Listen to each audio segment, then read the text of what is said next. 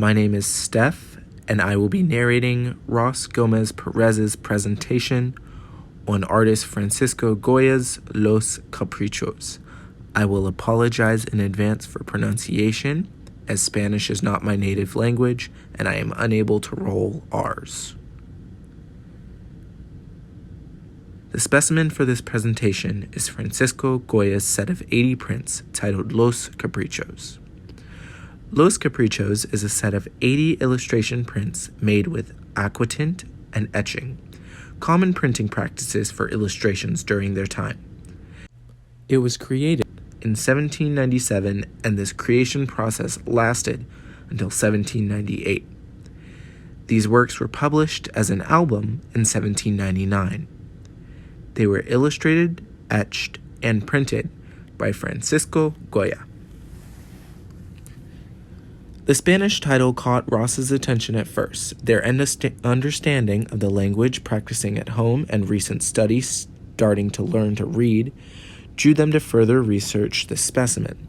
Most of their sources and information was originally in Spanish, and translating them without the use of Google Translate was crucial to getting the most of their resources, as some words and phrases did not have direct translations and could get lost in the process. All information was up to the interpreter. Another attention grabber for them was the overall dark themes and heavy line style. They enjoy the emphasis on details, value, facial expressions, gestures, and actions. Each page tells a different story, and connecting them to the history behind them makes an even more interesting experience analyzing them. Since they were completely unfamiliar with the specimen and artists, they began doing surface-level research, just to find out what Los Caprichos was. They found out it wasn't just one thing, but an 80-page series, and although it is under the category of quote-unquote illustration, these are prints of illustrations, which technically counts. The details of the printing process is not new to them, as they've been introduced to the concept of intaglio printing in art history last semester, but seeing the full process from sketch to print was a new perspective for them. As stated earlier, most of the sourcing and even the captions on each page are in Spanish, which definitely took some time to process and get their reading practice. In the same way how Old English is odd to read, Spanish from 1797 to 1798 is also a tad difficult, but still manageable with context and help from Google to get outdated words defined. Next is some background on Francis Goya. Who was Goya? Don Francisco José de Goya y Lucientes was born in Fuerteventura, Aragon, Spain, in 1746, to a middle-class family.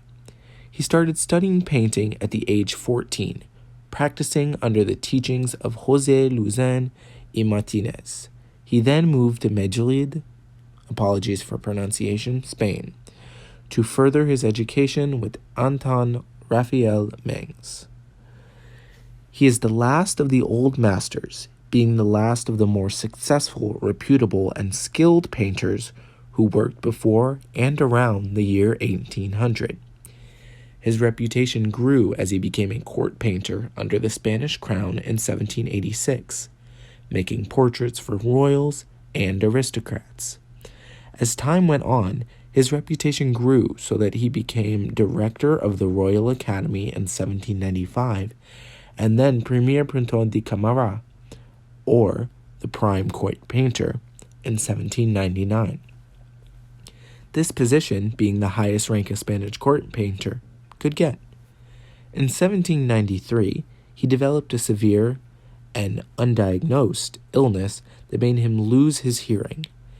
This change greatly affected his view on the world and influenced his art and style, turning towards pessimism and a negative perspective on society, politics, life, and himself, among other things. Moving on to additional historical context. The context surrounding this creation is the Peninsular War in 1807. Goya was in Madrid during Napoleon's invasion of Spain, and while he didn't explicitly speak or write of his feelings, his mental state comes through while analyzing the works over time. Goya expressed an array of fears and anxieties from his own health to the state of his country. This was the time in which Los Caprichos came to fruition among other heavily themed works. Etching, prints, and paintings were made covering topics such as witches, superstition, religious and political corruption, mental asylums, insanity, and mythical creatures. It should be noted that these works were not commissioned, but were done on Goya's own to experiment with new and controversial subjects, bringing attention to the flaws, struggles, and ridiculousness of society. He exaggerates and makes the context of each illustration apparent, especially when looking at them all together. Many of them put superstition, religion, aristocrats, and royals under a new light that brought up questions, new thoughts, and controversy. No publisher was found in Ross's research, so they've assumed that Goya published the album himself, and that the majority of it, if not all the process, was an independent creation with no one else to credit apart from the historical events that influenced Goya's work. 27 copies of the full albums were sold during the short period of time that he had them up for sale. He also offered to give up the original printing plates and the sets if they were not sold to King Charles IV. The offer was to give them up and have his only son receive a pension in return, but also to remove the content from the public in light of the Spanish Inquisition. The subject matter and delivery were controversial for its time, but was favored enough to have sold 27 copies. With the Spanish Inquisition and war, Goya had stated that they needed to be hidden from the public. Based on collected preliminary sketches, the process was organized into 3 parts or phases of refinement. The first would be a compositional sketch to lay out values, figures, and forms, usually in red or black gouache. The second step was to begin defining details and establishing expressions, completing the sketch with a red pencil. The third step was to line out the entire sketch and add hatching values over the solid values from the first step. Combining the 3 would result in the finalized illustration, ready to transfer for the printing process. A copper plate is covered in a layer of varnish, then scraped away in precise marks with a steel stylus. The resulting exposed marks are then covered in acid or aquatint that erodes only those areas so that they are grooved to make a mark. Then ink is applied to the process and paper is placed to receive the ink. It is then rolled and printed that way. These works are housed in Museo del Prado, Museo Nacional de Prado in Madrid, Spain. In addition to this work, Goya also created La Maja Desnuda Vestida, the first total profane, life-size female nude in Western art. Without context or reference to allegories or mythological meanings, the 2 paintings never got to be publicly exhibited in Goya's lifetime.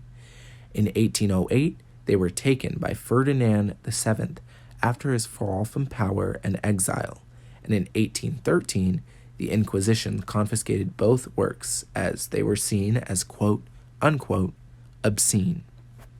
A visual analysis of Capriccio number 43, which is famously known for its caption, quote, "The sleep of reason produces monsters," unquote, demonstrates powerful use of movement compositionally through posing, distribution of figures, and leaving areas undefined such as the bird's wings to show they are flying. Value and line are used together in this style of illustration. Lines used to contour the figures but also to emphasize darker values that are already established. Value is also used in combination with illusion and scale to create the feeling that the creatures above the person in lightest value are behind them and are large. The visual analysis of Caprichos number 71 reveals that the work relies heavily on value and contrast, movement, and illusion. The stark difference in values between the foreground figures and the night sky establish a solid composition. All of the figures are leaning outward the lower left with negative space in the bottom right, but with one arm reaching out, it becomes balanced. Movement is shown in each figure's posing, the outstretched arm, and the overall mass they create compositionally. Illusion is shown through value shifts and overlapping of subjects through the piece. It is important to study this works and works like it, because Goya was ahead of his time. In some way of speaking, he was quote-unquote ahead of the game. Additionally, Goya had a hand in beginning certain art movements and transitioning into others. His style, influence, and insightfulness would be viewed and would change the course of art